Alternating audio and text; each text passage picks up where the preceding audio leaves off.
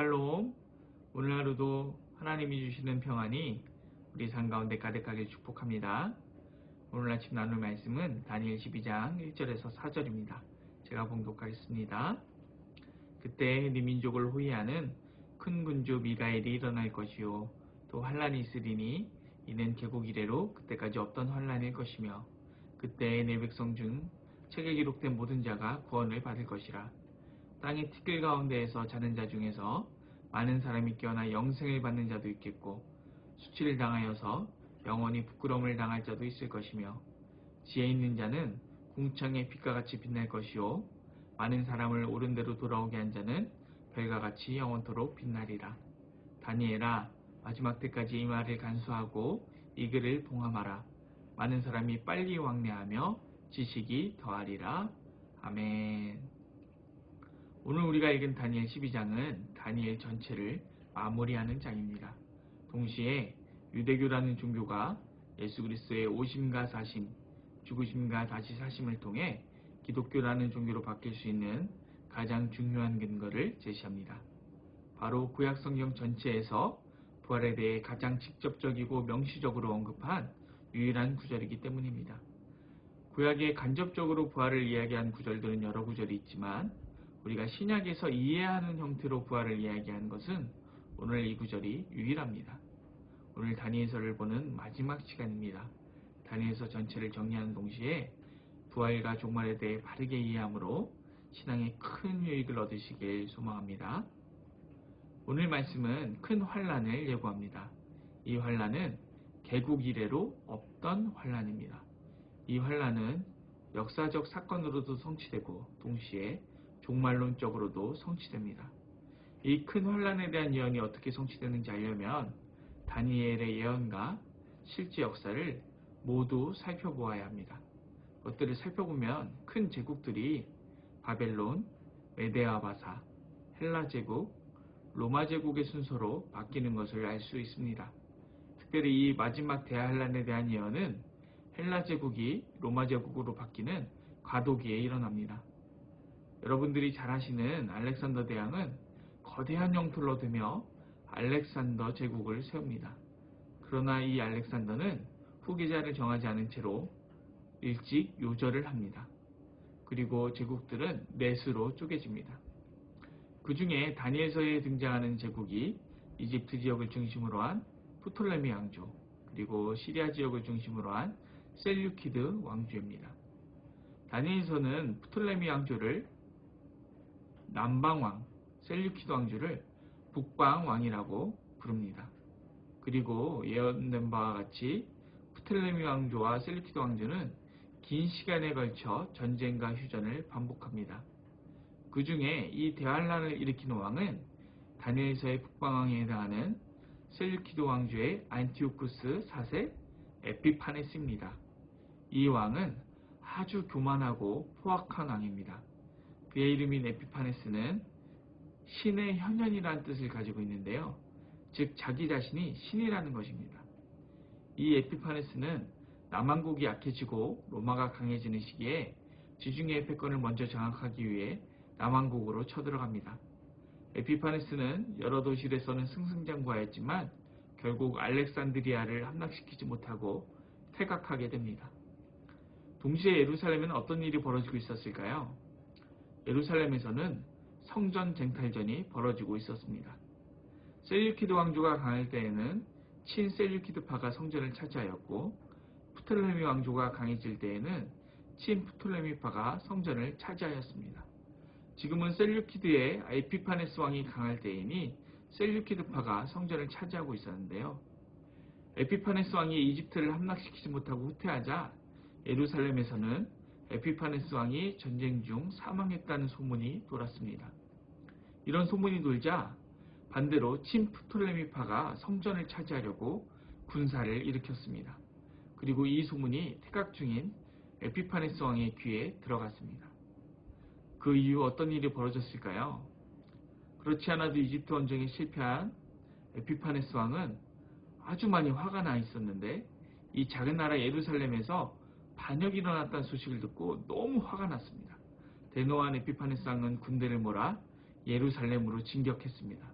그리고 예루살렘과 성전을 함락시키고 대학살을 일으켰습니다. 그 시대의 역사적 서술이 얼마나 정확한지 알 수 없으나 사료는 이렇게 말하고 있습니다. 잘 들어보십시오. 에피파네스는 부하들에게 이렇게 명령했습니다. 만나는 사람마다 가차없이 칼로 쳐 죽이고 집으로 도망간 사람들을 모두 학살해버려라. 이로 인해 젊은이와 늙은이, 여자와 어린이, 처녀와 젖먹이에 대한 도륙이 자행되었습니다. 단 4일 만에 8만 명이 살해되었는데 그 중에 4만 명은 전투를 벌이다가 죽었습니다. 그뿐 아니라 노예로 잡혀간 사람의 수도 살해된 사람의 수만큼 많았습니다. 에피파네스는 예루살렘 성전에서 1800달란트 어치의 금품을 탈취하여 안디옥으로 돌아갔습니다. 이 왕은 또 사신들을 예루살렘과 유다의 여러 도시에 보내어 다음과 같은 칙령을 내렸습니다. 유다인들은 이교도들의 관습을 따를 것, 성소 안에서 번제를 드리거나 희생제물을 드리거나 술을 봉헌하는 등의 예식을 하지 말 것, 안식일과 기타 축제일을 지키지 말 것, 성소와 성직자들을 모독할 것, 이교의 제단과 성전과 신당을 세울 것, 돼지와 부정한 동물들을 희생제물로 잡아 바칠 것, 산의 아이에게 할례를 주지 말 것, 온갖 종류의 음란과 모독의 행위로 스스로를 더럽힐 것, 이렇게 하여 율법을 저버리고 모든 규칙을 바꿀 것, 이 명령을 따르지 않는 자는 사형에 처한다. 이루 말할 수 없는 대환란이 벌어진 것입니다. 특히 성전을 중심으로 신앙생활을 하는 유대인들에게는 엄청난 모욕이고 엄청난 재앙입니다. 결국 예루살렘의 성전 한가운데 그리스의 신 제우스의 제단이 세워지게 됩니다. 이것이 다니엘 12장 11절에 있는 매일 드리는 제사를 폐하고 멸망에 가증한 것을 세우는 때입니다. 여러분, 이때에 부활 이야기가 등장합니다. 그때 내 백성 중 책에 기록된 모든 자가 구원을 받을 것이라.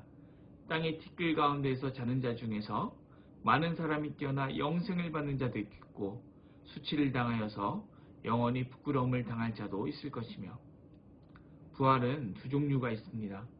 요한복음 5장 29절을 보면 선한 일을 행한 자는 생명의 부활로, 악한 일을 행한 자는 심판의 부활로 나오리라 말씀하십니다. 오늘 다니엘서 12장 2절을 보면 부활이 영생의 부활과 수치와 부끄러움의 부활로 나뉘게 됩니다. 그리고 그 중에서도 4절을 보면 지혜 있는 자는 궁창의 빛과 같이, 사람을 옳은 대로 돌아오게 한 자는 별과 같이 영원토록 빛난다라고 말씀하십니다. 고대 세계에는 수치와 부끄러움이 최고의 형벌입니다. 반대로 명예는 최고의 상급입니다. 즉 부활 때에 형벌과 상급이 있는 것을 알 수 있습니다. 심판의 부활을 받는 자들은 수치와 부끄러움이라는 최악의 형벌을 받게 되고, 영생의 부활을 받는 자 중에 지혜 있는 자와 많은 사람을 옳은 대로 돌아오게 한 자는 칭찬과 명성이라는 최고의 상급을 받게 되는 것입니다. 여러분, 그렇다면 다니엘서가 우리에게 말하고 있는 지혜 있는 자란 누구일까요? 그리고 수치와 부끄러움을 당하는 자는 누구일까요? 그동안 다니엘을 우리가 열심히 통독해 오셨을 텐데요. 다니엘 1장 20절을 보겠습니다. 왕이 그들에게 모든 일을 묻는 중에 그 지혜와 총명이 온 나라와의 박수와 술객보다 10배나 나은 줄 아니라. 이 말씀은 다니엘과 그들의 세 친구에게 하신 말씀입니다. 제가 다니엘 1장을 가지고 아침 묵상할 때에 다니엘과 그의 친구들은 바벨론의 궁정 한가운데서 자신을 깨끗하게 지켰으며 하나님께 끝까지 충성했다라고 말했습니다. 여러분, 그런데 이 대환란이 일어나기 전 예루살렘의 중앙 성전에서 일어난 일은 무엇입니까? 친셀류키드파와 친프톨레미파로 나뉘어 분열했습니다. 성전을 통한 이권 다툼이 있었고, 이 이권을 얻기 위해 서로가 서로를 죽이는 것을 서슴지 않았습니다. 당시 성전에는 1800달란트어치에 해당하는 금품이 있었다고 했습니다. 그때 이 1800달란트를 현대 시세로 그대로 적용할 수 있을지는 의문이지만, 현재 시세로 환산하면 대략 6조 6,600억에 해당하는 가치입니다. 어마어마하죠. 예루살렘 중앙에 있는 여호와의 성전에서 돈을 위해 제국에 충성하고 서로를 죽이는 일, 이것이 당시의 종교 지도자들이 한 일이었습니다. 그리고 이 일의 결과는 앞에서 말씀드린 것처럼 끔찍한 대학살이었습니다. 하나님께서는 성전에서 행해지는 그 역겨운 일들을 참지 않으시고 제국에 충성한 자들을 쓸어버리셨습니다. 그런데 거기에서 끝나는 것이 아닙니다. 하나님께서는 그 죄를 마지막 부활의 때에 다시 물으십니다. 여러분, 참으로 지혜 있는 자란 무엇입니까? 다니엘과 같이 제국의 가장 중앙에서도 하나님께 충성하는 자입니다. 그렇다면 가장 어리석어서 마지막 때에 수치와 부끄러움을 당하는 자는 누구입니까?